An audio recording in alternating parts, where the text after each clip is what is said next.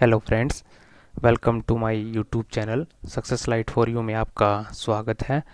और हमारा आज का विषय है भारतीय संविधान के स्रोत, और इस विषय को लेकर ये मेरा दूसरा वीडियो है। जबकि पहले वीडियो में हमने भारतीय संविधान के निर्माण के बारे में पढ़ा था। और अगर आपको मेरा वीडियो पसंद आए तो मेरे चैनल को सब्सक्राइब ज़रूर कीजिएगा। चलिए अब हम आगे बढ़ते हैं। देखिए, भारत का जो संपूर्ण संविधान 26 जनवरी 1950 को लागू किया गया था तथा 26 जनवरी 1950 को भारत को गणतंत्र घोषित किया गया। यानी 26 जनवरी 1950 के दिन से ही हम अपना गणतंत्र दिवस मनाते आ रहे हैं। और भारतीय संविधान के निर्माण में एक लंबा समय लगा था। जी हाँ, इसके निर्माण में 2 वर्ष 11 महीने और 18 दिन का एक लंबा समय लगा था। चलिए अब हम भारतीय संविधान के स्रोत के बारे में जान लेते हैं। देखिए, वैसे तो भारत का जो संविधान है वो बहुत से देशों से लिया गया है, परंतु अगर हम अधिनियम की बात करते हैं तो भारतीय संविधान पे सबसे अधिक प्रभाव भारतीय शासन अधिनियम 1935 का है। जी हाँ, जो अधिनियम जो 1935 आया था उसी पर भारतीय जो संविधान का सबसे अधिक प्रभाव देखने को मिलता है। चलिए अब हम देखते हैं कि भारत का संविधान किन किन देशों से लिया गया है। देखिए, इसमें सबसे पहले अमेरिका। जैसा कि हम जानते हैं कि सबसे पहले जो लिखित संविधान था वो अमेरिका द्वारा ही अपनाया गया था। तो देखिए, संविधान का तीनों सेनाओं का संरक्षक कमांडर होना। जी हाँ जी, भारतीय संविधान के अनुसार जो है एक तीनों सेनाओं पर एक सर्वोच्च कमांडर होता है जो कि अमेरिका से ही लिया गया है। चलिए अब हम आगे देखते हैं। देखिए, न्यायाधीश को हटाने की प्रक्रिया। जी हाँ, जिस प्रक्रिया के माध्यम से भारतीय सर्वोच्च न्यायालय के न्यायाधीशों को हटाया जाता है वो अमेरिका से ही लिया गया है। देखिए, महाभियोग की प्रक्रिया। जी हाँ, ये महाभियोग की प्रक्रिया से जो है जो राष्ट्रपति है उसे हटाने की भी माध्यम होता है, उसे महाभियोग के माध्यम से हटाया जाता है। देखिए, ये जो महाभियोग प्रस्ताव होता है वो संसद के किसी भी सदन में लाया जा सकता है। और जिस भी सदन में वो लाया जाता है उसके 1/4 सदस्य अगर उसे पास कर देते हैं तो उसे 14 दिन पहले जो है उसे राष्ट्रपति को लिखित रूप में दिया जाता है। और अगर 2/3 सदस्य उसे पास कर देते हैं तो राष्ट्रपति को अपने पद से जो है त्याग पत्र देना पड़ता है। इसी प्रक्रिया को महाभियोग कहा जाता है। देखिए, न्यायिक पुनरावलोकन। जी हाँ, जुडिशियल रिव्यू, ये भी अमेरिका से ही लिया गया है। देखिए, उपराष्ट्रपति का पद। जी हाँ, उपराष्ट्रपति का भी पद होगा। ये प्रक्रिया जो है अमेरिका से ही ली गई है। जी हाँ, मौलिक अधिकार। जी हाँ, भारतीय जो संविधान में है 6 मौलिक अधिकारों का उल्लेख है और इन मौलिक अधिकारों को जो है अमेरिका से ही लिया गया है। चलिए अब हम आगे देखते हैं। देखिए, अब ये है ब्रिटेन। आप यहाँ उस देश का जो है झंडा देख सकते हैं साइड में। अभी हम देखते हैं कि ब्रिटेन से क्या लिया गया है। देखिए, विधि निर्माण प्रक्रिया। देखिए, विधि निर्माण जो प्रक्रिया होती है वो एक कानून बनाने की प्रक्रिया होती है। जैसे कि संसद में 2 सदन होते हैं, लोकसभा और राज्यसभा। जी हाँ, यदि लोकसभा और राज्यसभा के 2/3 सदस्य यानी 2/3 अगर किसी विधेयक को पास कर देते हैं तो राष्ट्रपति के पास भेज दिया जाता है और राष्ट्रपति के हस्ताक्षर के बाद वो कानून का रूप ले लेता है। उसे ही विधि निर्माण प्रक्रिया कहा जाता है। अब हम आगे देखते हैं। देखिए, एकल नागरिकता। जी हाँ, भारत के संविधान में ये लिखा गया है कि यहाँ एकल नागरिकता है, यानी यहाँ का जो भी नागरिक होगा वो भारतीय कहलाएगा। जबकि अगर हम दूसरी तरफ देखते हैं तो अमेरिका में ऐसा नहीं है, वहाँ दोहरी नागरिकता है, यानी एक श्वेत अमेरिकन और एक अश्वेत। चलिए अब हम आगे देखते हैं। देखिए, संसदात्मक शासन प्रणाली। जी हाँ, संसदात्मक शासन प्रणाली है वो है ब्रिटेन से ही ली गई है। यानी जो हमारी कार्यपालिका है उसमें एक तरफ तो नामात्र शक्तियाँ होती हैं और दूसरी तरफ वास्तविक शक्तियाँ। जी हाँ, जो नामात्र शक्तियाँ होती हैं वो तो राष्ट्रपति के हाथ में होती हैं, जबकि वास्तविक शक्तियाँ जो हैं हमारे संविधान के अनुसार वो मंत्रिमंडल के पास है। और मंत्रिमंडल जो है वो प्रधानमंत्री और जो कैबिनेट मंत्री होते हैं उनसे मिलकर बनता है। यानी जो कैबिनेट मंत्री होते हैं वो हैं जैसे रेल मंत्री, रक्षा मंत्री और आदि।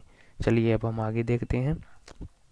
देखिए, अब है आयरलैंड और ये रहा उसका फ्लैग। अब हम देखते हैं कि आयरलैंड के संविधान से क्या लिया गया है। देखिए, राष्ट्रपति द्वारा राज्यसभा में 12 सदस्यों को मनोनीत करना। जी हाँ, जैसा कि आप सब जानते होंगे कि राष्ट्रपति द्वारा 2 सदस्यों को लोकसभा और 12 सदस्यों को राज्यसभा में मनोनीत किया जाता है। जी हाँ, ये किसी विशेष क्षेत्र में ख्याति प्राप्त व्यक्ति होते हैं, जो कि आयरलैंड से लिया गया है। चलिए अब हम आगे देखते हैं। देखिए, राष्ट्रपति के निर्वाचक मंडल की व्यवस्था।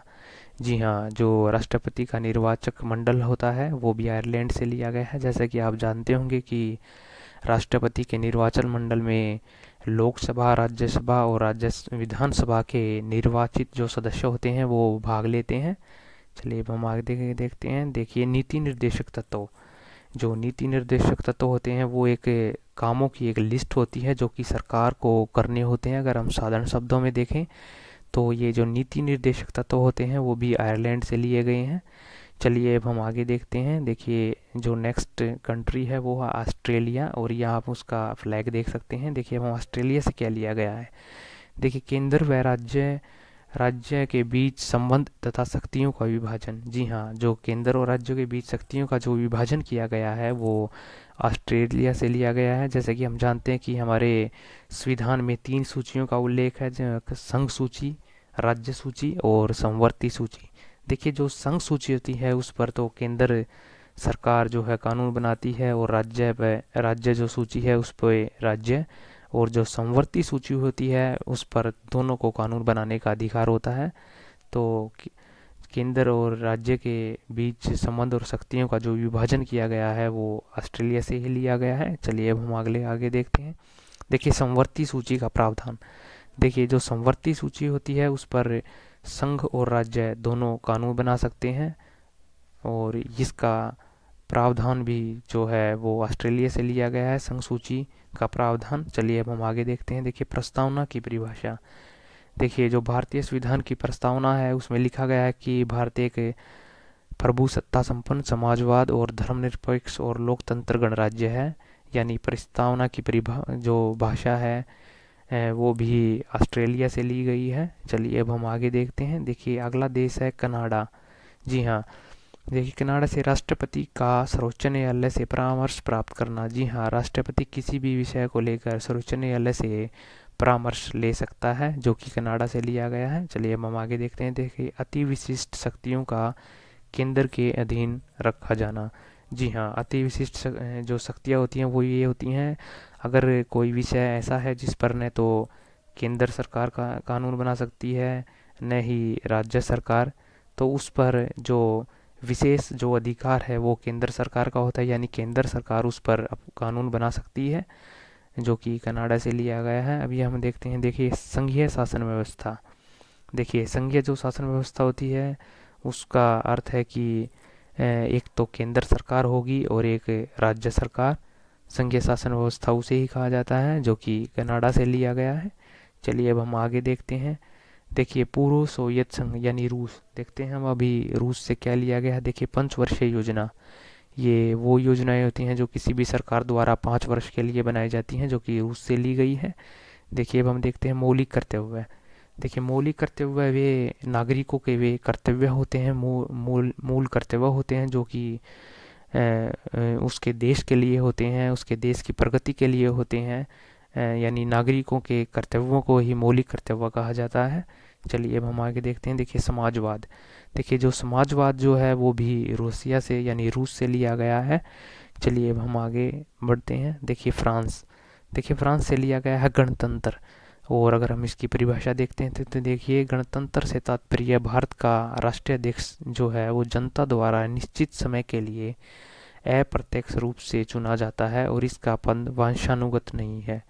देखिए, इसका मतलब ये हुआ कि जो भारत का जो अध्यक्ष होता है वो जनता द्वारा अप्रत्यक्ष रूप से यानी सीधे जनता के का जो चुनाव होता है उसके रूप में नहीं चुना जाता है, अप्रत्यक्ष रूप से यानी जनता द्वारा सीधा नहीं, डायरेक्ट जनता द्वारा नहीं चुना जाता। और जो इसका पद होता है वो वंशानुगत नहीं है, यानी पीढ़ी दर पीढ़ी चलने वाली जो प्रक्रिया होती है जैसे कि इंग्लैंड में है वो यहाँ हमारे भारत में नहीं है। चलिए अब हम आगे देखते हैं। देखिए, जर्मनी। देखिए, जर्मनी से भी बड़ी महत्वपूर्ण चीज़ें ली गई हैं। राष्ट्रपति की आपातकालीन शक्तियों का प्रावधान। जी हाँ, जो आपातकालीन जो प्रावधान है वो जर्मनी से लिया गया है। और हम आपको बता दें कि ये 3 प्रकार की होती हैं। चलिए अब हम इन्हें देखते हैं। देखिए अनुच्छेद 352।